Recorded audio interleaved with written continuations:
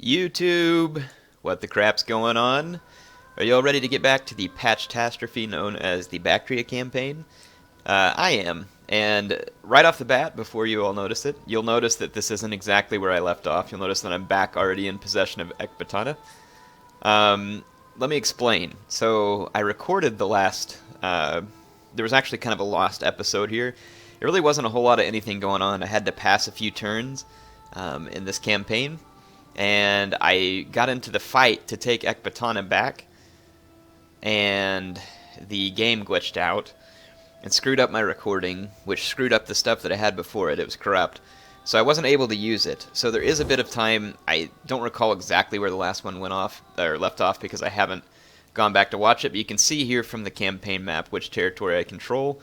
So I do have still control of Antioch, Edessa, and I've retaken Ecbatana, so I own this settlement almost in its fullness. And you can see Persia's territory all down through here. We're going to have to fight them. Persians have several provinces. So I don't remember exactly what got cut off in that episode, so that's the situation with Persia. I'm pushing back against them. I've recaptured Ecbatana. I have an army in Edessa who will soon be ready to march towards Hatra. I am at war with Armenia. They haven't made any further pushes towards me. The Pontians, and I don't remember if this was on that episode or not, the Pontians captured Tarsus, temporarily relieving me of any threat of attack immediately. That's why I removed this army from Antioch to Edessa. And again, I don't remember how much of this happened during that time. I'm trying to remember what my relationship with Pontus is. I have a defensive alliance with them. I can't trade with them because I don't have an open port, or whatever reason I can't trade with them. So the situation's changed somewhat. Some of the people here are friendly towards me, some are not. Let's see. It wouldn't hurt me to try and get a trade agreement with some of these factions. Let's see if I can get a trade agreement going, because my income's definitely way down due to the fact that I've had to build so many more troops to get ready for this war with Persia. And I wonder if... I don't know if Crimea... I don't really want to make any agreements with Crimea because they're at war with Pontus, and being at war with Pontus and making deals with them could make them feel rather badly towards me. Oh, there was another fight too. So the Roxolani sent an army to Samandar, which I was barely able to fight off with the garrison. So Samandar is in pretty rough shape right now. Anyway, that's pretty much what's going on. Trying to repair these. Oh, I don't have enough money to repair the buildings. Yeah, this is the army that I had in this in the region with the Roxolani. They've still got this settlement here that needs to be taken, and they've got another settlement on the far side up here, which is the main settlement. Of course, there's Crimean territory in between us, and it's quite possible they're going to come back to get a piece of Samandar, which is bad for me because Samandar is not going to be able to defend itself. But I cannot move to return all in one turn. But I am going to go ahead and move that direction. We need to pick a new technology to research. Trying to remember where I left off here.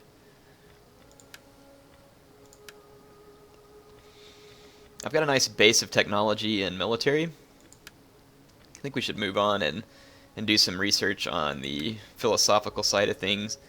Plus 10 wealth, minus 5% corruption if I finish this one, plus the stuff that it gives me, so I'll go ahead and do that. And that should help benefit my overall tax rate. Don't know why I went that far, sorry. So at Edessa, I have recaptured it, but it's still kind of regaining some of its happiness, and I'm rebuilding a little. Otherwise, I'll be making a push to Hatra soon.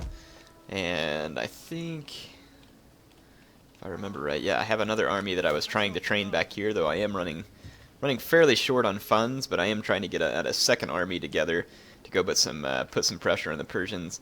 It's got some Bactrian nobles, some pikes, and swords. Oh, yeah. So that pretty much covers it for now. Let me go ahead and end this. Oop, I got a skill to divvy out here. While the turn's ending, I'm going to tell you all about some what I hope is exciting news for you. So, I'm going to make some changes to the way I do campaign. you're still going to get to see campaign, and I'm going to have several going at once, but there's a couple of announcements that you all might be interested in. And I may make another video specific to this just so everybody sees. Yeah, look, Royal Scythia coming back for another piece of Samandar. I'm going to see if I can fight these guys off again. Last time I got very lucky because the AI took really bad care of its troops. These Scythian Royal Skirmishers have a big, strong shield, and they're almost immune to my Slingers, and Eastern Spearmen are terrible. So I don't know that I can do anything to stop this, but I'll go ahead and fight it and try and stop it. And in any case, I'm going to change things up with campaign a little, in the sense that my next campaign that I'm going to start is going to be a legendary campaign. I've never done one before. I've been resistant to it because, particularly in Shogun 2, the legendary campaigns were almost painful for me to watch. I went and watched other people do it. It was hard for me to watch, much less for me to think about playing because of how meticulous you had to be. I was just testing out the legendary campaign in Rome 2. And it doesn't behave the same as a Shogun 2 legendary campaign. I think it's a little easier, to be honest. And I'm not saying I'm going to take it on because it's easier. That is part of the reason, because to be honest, I think you all know that if you're watching this to see the best Total War player, then you're on the wrong channel. But in any case, it's something I want to take on. I've had some fans request it. It no longer plays like it did in Shogun 2, which that was my major gripe about it. If I lose, I lose, whatever. I'll show it to y'all, and if I lose, I don't mind saying that I lost a legendary campaign. I'm sure that we've all lost a legendary campaign at some point or another. I don't play them. It'll be a learning experience for me, so I just figured it'll be fun. So we're gonna give it a shot. And it looks like they're coming from this direction. I'm gonna actually put these guys behind these buildings to try and avoid getting hit. My Slingers really won't do me much good in this situation. I'm going to go ahead and start the battle. Yeah, so I'm going to do a legendary campaign. Give me your input about which faction you want me to do. I don't really want to just go to a straight-up vote here. I want to hear why you think a certain faction would be good for a legendary campaign. So, you know, again, I'd love to hear your input onto why you think that faction would be good for a legendary campaign. I'm going to read what people have to say and make a decision based off of a couple of factors. One, if I think someone has a particularly good reason for a certain faction, that's going to influence it. And then two, if I think that a number of people are all gravitating towards a certain one that they think would be the most entertaining. So give me your feedback on which faction you'd like to see in Legendary. There's certain ones that I'm going to go ahead and tell you I'm not going to consider doing on Legendary. One of them is nomadic tribes. I'm not saying I won't do a nomadic tribe campaign for you at some point. I don't want to do a nomadic tribe on Legendary. That's insane. They really don't have any infantry, and sieging cities and all that kind of stuff is just going to get nuts. So I'd prefer for my first Legendary campaign to not be on a horse spam faction. So please, let's throw the nomadics out of there. I'm open to other suggestions. I put a thing up on Twitter the other day and I heard all kinds of good suggestions. Okay, the other type of change I'm wanting to make in campaign is I'm going to throw in a neat element here, and it can start right here on this video as a test bed. What I'm going to do is I'm going to let you all suggest things to me that I call stretch objectives or viewer objectives. We can call it whatever you want. And you know how we have campaign objectives basically to accomplish. In this particular sense, I want to add objectives from you, the viewer. I want you to leave comments on what you think my objective should be. It doesn't have to be anything to do with me going towards total victory. It could be something to challenge me. For instance, I could be playing as Carthage, and your objective for me is to siege out the city of Rome with nothing but hoplites, or defeat an army in battle with a spam of elephants, or as Carthage sail to Britain and take over Britain. Put your suggestions out there. It can be a number of things. Make it fun, make it entertaining, and basically what I'm going to do is look through those comments, and when I see one that I think is neat, or that I think the fans would really enjoy, or a lot of people, again, gravitate, or thumbs up, or something like that, I'm going to consider those objectives, and I'll tell you which one I've picked, and we'll work on it. I'll try and keep it to like one, maybe two at a time on a certain campaign, depending on how complicated those objectives that you've given me are. Yeah, check out these guys holding up their shields, so I'm not going to get many kills with my slingers. But in any case, yeah, think through those objectives, think what you'd like to see me do, and I believe that we'll have a good time with that. So go ahead in the comments in this episode, tell me what you think.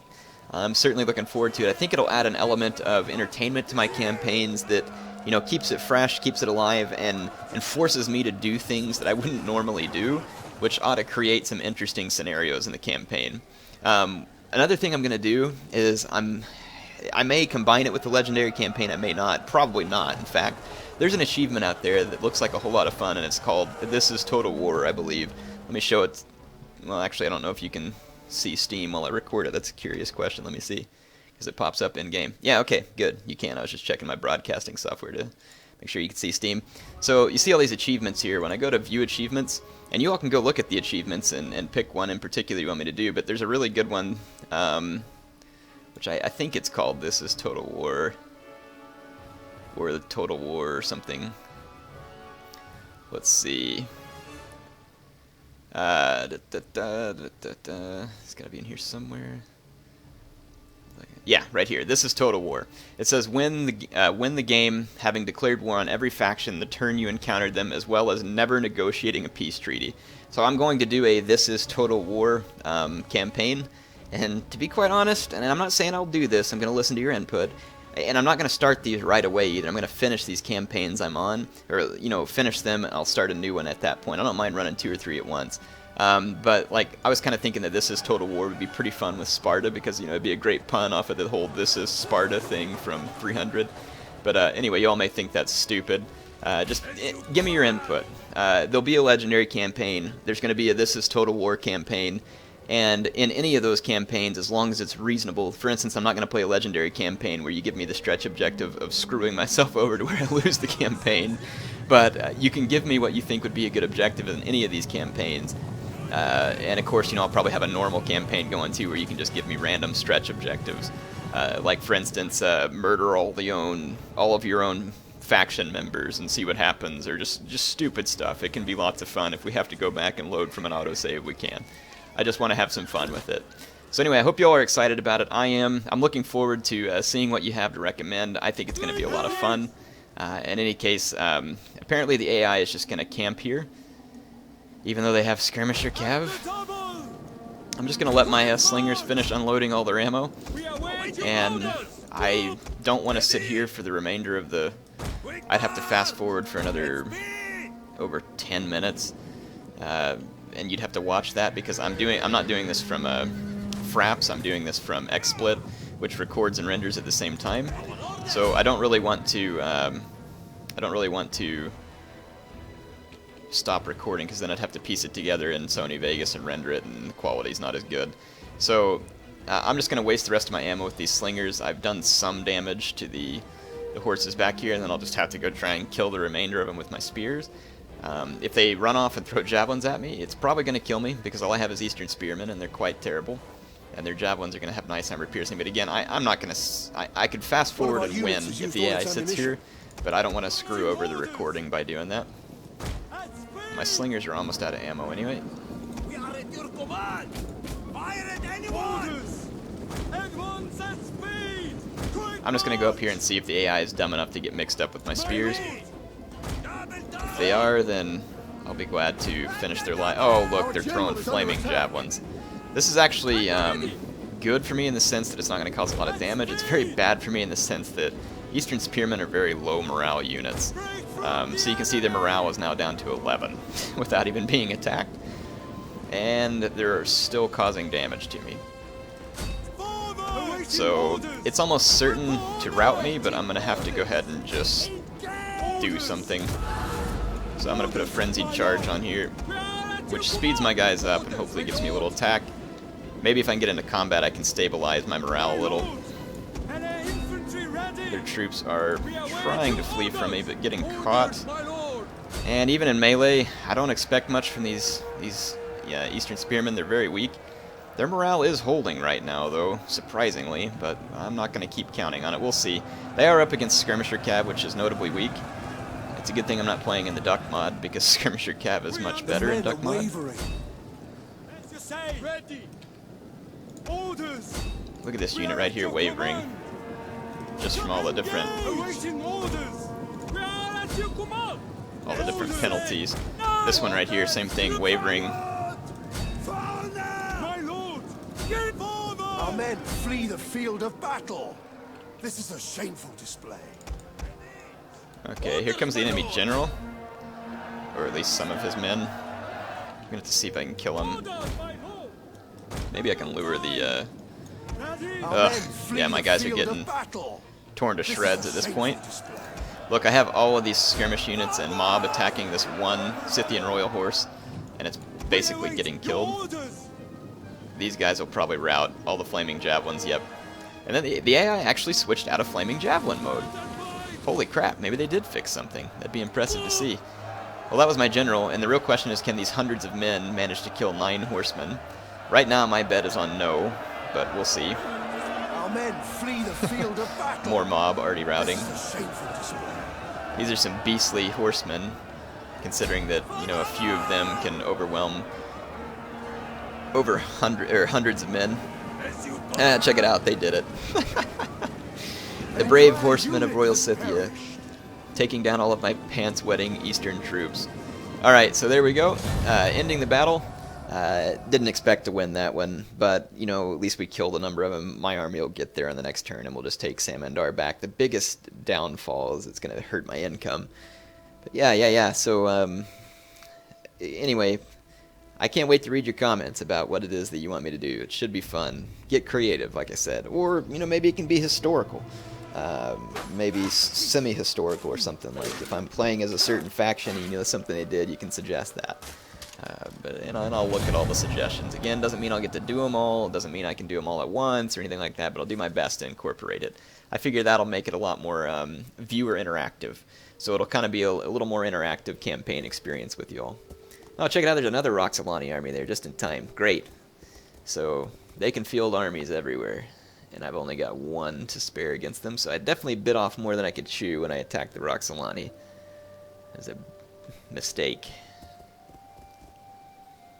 Hopefully that's not another army full of royal skirmishers. That's ridiculous. I don't know how they get so many royal skirmishers in a single army. Lost my trade with those people because I lost Samandar. Not as big of a blow to our wealth as I had worried it maybe. And how did I move here from this city, yet now I can't return to that city, nor can I make it all the way to this city? How is that even possible? That doesn't make sense. I mean, it's completely nonsensical, in fact. I can move from here to here in one turn, but not back? What is it, uphill on the way back or something? Seriously? That's weird. So, that means that Samandar's gone, but they're going to easily take this city in my absence too. But, alright, whatever. We're just going to push forward to this one, kill these morons, and then I'll have to turn around and march back up to this city. What a dadgum waste of time. That's frustrating. And then Edessa is slowly coming back, but I mean, if I leave the city now, it's going to be a dang mess. Let's see, I've got some agents up here. This one needs to go into this army. Do some military training. And then this Median spy here, let's see if we can get rid of it. It's unlikely, but I'll do what I can. Oh wow, I got a defect with almost a terrible chance there, so that's fantastic actually. They do have an enemy sage out there I'm going to need to take care of. And let's see, this army in Ecbatana. Ecbatana is really upset right now. Understandably so, because it's been through a lot of war and I don't have enough money to upgrade the buildings to help out with that. And this army here has no skirmishers and isn't really super capable. But if I recruit the skirmisher, I don't have the money to recruit skirmishers. Just sitting here trying to think what I can do. I need to get to Persian territory with it, though. So let's see. Parthia. So Partheva owns both of these provinces. Can't remember if I still have an agreement with Partheva. I think I do.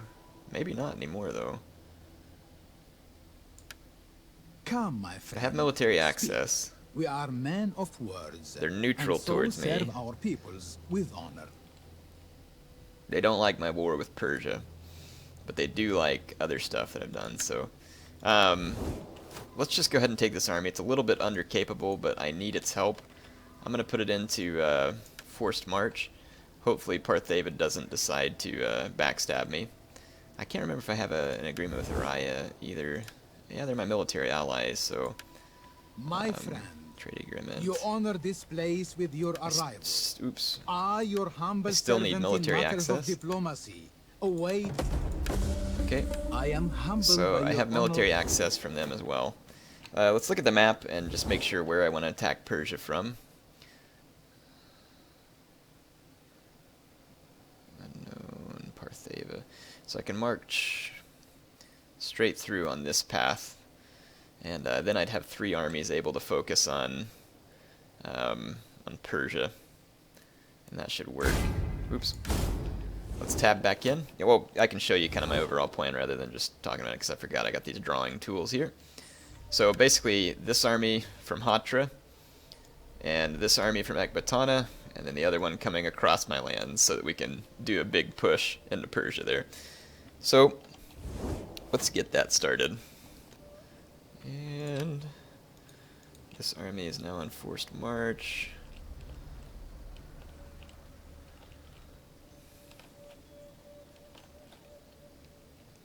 Let's just go ahead and get it marched up to this point. Shouldn't be any trespassing because I have all the diplomatic stuff in place. Armenia is taking a look at this city here with some tattered troops. Really need money. Badly need money. I need to start capturing territory. I hate to sit around here in Edessa, but I am going to do it for just one more turn while there's a few buildings finishing. So let's go ahead and end this turn. Oh, got an unassigned skill. My bad. Just kind of taking a little bit of time here to hopefully do this right. And I'm giving my agents lots of zeal skill, hopefully to give me a better chance of the zeal actions, which I believe are coercing and the assassination, basically. There's something associated with all of them. They just have plain old horse archer spam here. I don't think I have enough ammo in my slingers to kill them all, especially not with these armored horse archers out there. It's hard to say. I doubt it. I'm just going to give it to him. I can't mess with it right now. We'll take back Samandar from the Roxolani on this turn. The bad thing is they probably will have sacked all my buildings, and in that case I won't have enough money to rebuild them. And what I may do is just focus on holding Samandar for the time being, and it looks like, yeah, the Armenians are wanting to come have a piece of this settlement here. This one's actually giving me good chances on the auto-resolve, so I'm actually going to take the auto-resolve because I'm not sure of my chances as much as the auto-resolve is. So we'll beat these guys back with the auto-resolve. Get up, you pansy.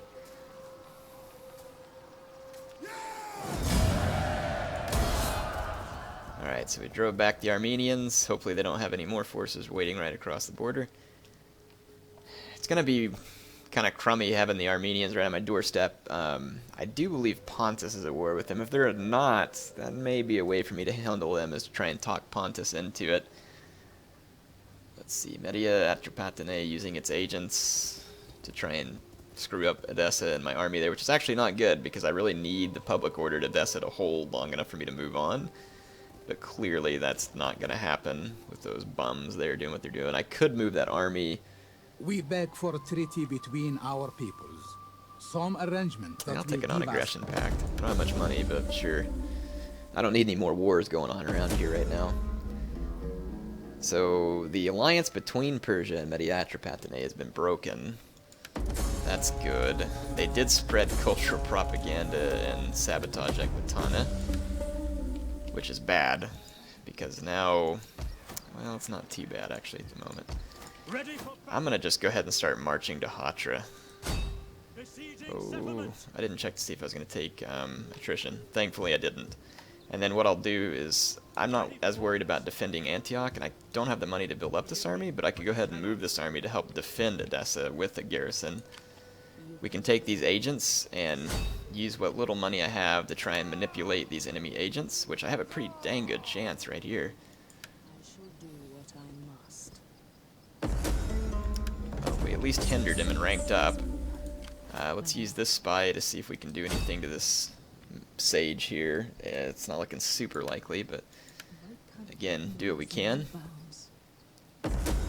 Alright, well we hindered both of them and ranked up both of our agents, so At your service. not the perfect outcome, but it's not one I'm going to complain about. Let's see, wreck baggage train, cunning. What does this one do? Adds wealth, that's not going to do me much. I'm just going to go ahead and open the cunning tree, in case there's any skills I want in there. And on this particular At your service. agent,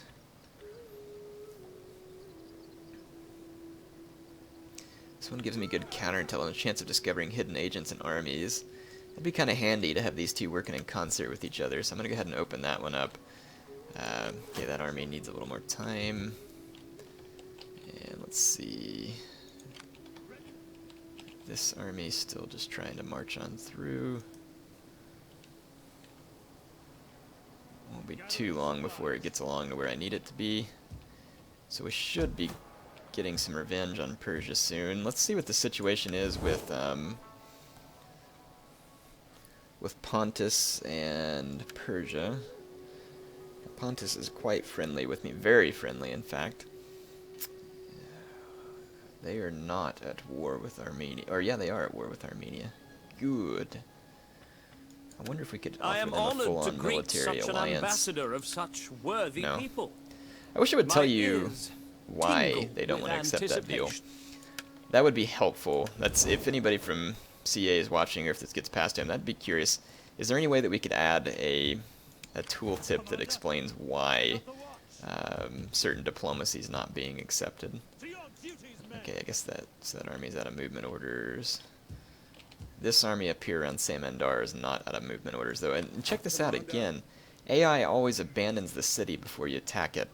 They may have patched that, and it may not be taking well, I don't know. This campaign started fairly late patches. I'm not sure why the AI does that. They take a city and then just completely abandon it when they see you coming. It doesn't make sense because it seems like they would have an easier time maintaining it. And they didn't touch my buildings either, though, which is very lucky for me. I'm actually just going to hold on to this city and just keep the Roxolani from taking it. That's really all I need to do. I can't really extend. I don't have enough troops to support that extension. So, although the Roxolani could make a run at me over here in these other settlements that are not very well protected. I hate to do it, but I almost wonder if the Royal Scythia. I almost wonder if Speak Scythia quickly would and take well. a peace treaty. Speak ill or Nope. slowly. Alright, whatever. They're not taking Samandar, and I don't think they can get that other walled city that I have up there either. How's this province doing? Still needs a lot of help in this province. Hellenic culture's on the rise. That'll help. I did read about the changes to the culture system as well, and I'll try and explain that during the turn in. But let me go ahead and distribute some of these skills here. I have this this agent here. It's C+6 public order, tax rate, chances critical success. Let's open the zeal tree for that agent as well. My wits and words are yours. And then this army here seems to have, or the general can be upgraded. We can unlock night battles there. That'll be helpful. And I can go ahead and end this turn. I guess if I needed a little extra cash, I could disband my fleet. I'm a little hesitant to disband it entirely, though, because I am using it to try and protect Salamis. And check it out, the Roxolani marching all the way to Gelanis. You have to be kidding me. Your merchants are renowned as skilled and I'm pretty sure I can fight back whatever tattered remnants they have, though, or do my best trying. Hopefully Gelanis has a decent garrison, but I'm guessing not very much, because it's such a little place. That's crazy, marching up to that little out-of-the-way city up there. That ticks me off, to be honest. It's going to be hard for you to defend against something like that. So I like the way that CA has set up like an army cap in some ways, because it keeps the computer from making way too many little armies. But at the same time, I don't like it. You have fought with honor, but it is time to start. If I make peace with these guys, it's just going to make these other people not like me because I made a peace treaty with them. I'll make them a counteroffer if they want to become my satrapy. Okay, so the Kidri are now my satrapy. My master will be content. Ally attacked. Now all these people are going to attack my satrapy. I mean, come on, people. I am... Man, this is some broken diplomacy right there. That's stupid. I create a satrapy out of these people. Now all of a sudden these people who feel well towards me attack my satrapy, which means now I have to break my alliance with my satrapy, which means that my reputation goes down, or I have to end up going to war with all these idiots here. So I'm just going to break the alliance with Saturn. That's stupid. I was told they were supposed to make peace with you when you create the satrapy, and apparently not. So that's just kind of annoying. Sorry I'm complaining like a little baby here, but that just kind of ticks me off, to be honest. Alright, in any case, we have capture the following settlement, Dura. Let's see what I can do, but these goons still marching towards Jolanus. Hopefully they take some attrition on the way there. Jolanus is going to only have 1 levy pikeman, 2 spearmen, 3 eastern sling. I can probably hold them back at Jolanus. We finished our research, so let me go ahead and pick something new to research. This one gives me even less corruption and more tax rates. My money has gone back up a little.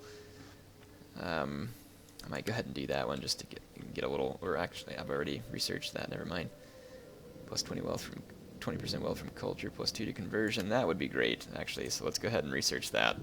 Anyway, I'm going to stop recording for this episode. HeirofCarthage, signing off for now.